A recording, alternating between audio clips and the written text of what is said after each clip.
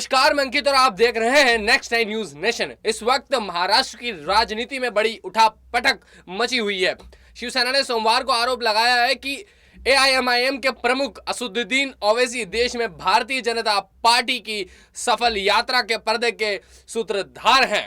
इतना ही नहीं, शिवसेना ने ओवैसी को बीजेपी का अंडरगारमेंट तक करार दिया है। जी हाँ, शिवसेना ने अपने मुखपत्र सामना में बीजेपी से पूछा कि क्या सत्ताधारी पार्टी की राजनीति बिना पाकिस्तान का नाम लिए आगे नहीं बढ़ सकती। शिवसेना ने कहा कि भारतीय जनता पार्टी की सफल यात्रा के पर्दे के पीछे के सूत्रधार असदुद्दीन ओवैसी हैं। यही कारण है कि उनकी पार्टी अपना सर्वश्रेष्ठ प्रदर्शन कर रही है।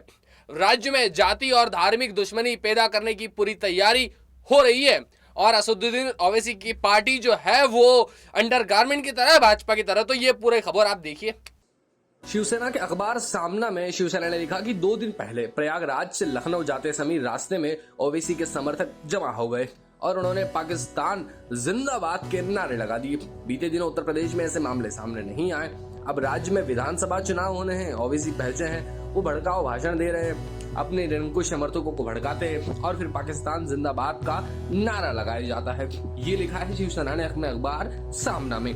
पार्टी ने आगे दावा किया कि एआईएमआईएम प्रमुख ने पश्चिम बंगाल और बिहार में पिछले विधानसभा चुनाव के दौरान समान सांप्रदायिक विभाजन करने की कोशिश की थी।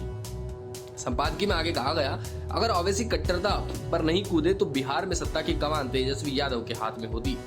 लेकिन एक बार इस व्यापक नीति ने वोट बांटने और कट्टरता का सहारा लेकर जीत हासिल करने का फैसला किया तो क्या किया जा सकता है। मुख्य पत्र में यह भी लिखा गया कि ओवैसी जैसे नेताओं को पहले भी कई बार तैयार किया गया है और समय के साथ इन्हें नष्ट कर दिया गया है। देश का मुस्लिम समुदाय समझदार हो गया है, वो समझने लगे हैं कि अब उनके हित में क्या है और क्या नहीं।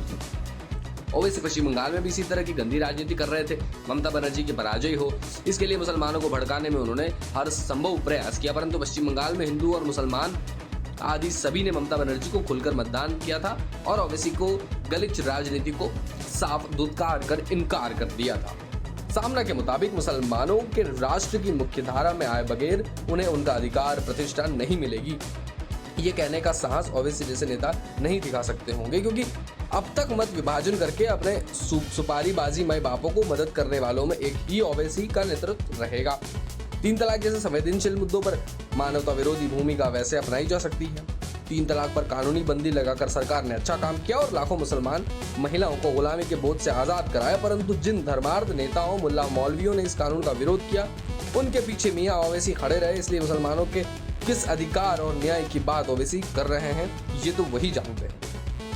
सामना के संपादकीय में शिवसेना ने आगे लिखा, मुसलमान इस देश के नागरिक हैं और उन्हें देश के संविधान का पालन करते हुए ही अपना मार्ग बनाना चाहिए। ऐसा करने की और ऐसा कहने की हिम्मत जिस दिन ओवैसी में आएगी उस दिन ओवैसी को राष्ट्र नेता के रूप में प्रतिष्ठा मिल सकती है, अन्यथा भाजपा जैसे राष्ट्रीय पार्टी के अंतर्वस्त्र के रूप में ही उनकी ओर देखा जाएगा। ओवैसी राष्ट्रभक्त ही हैं, जिन्ना की तरह उच्च शिक्षित कानून पंडित हैं, परंतु उसी जिन्ना ने राष्ट्रभक्ति का बुर्का ओढ़कर पाकिस्तान जिंदाबाद का नारा दिया। देश के विभाजन की साजिश थी और उसके पीछे ब्रिटिशों की तोड़ो फोड़ो और राज करो यही नीति थी।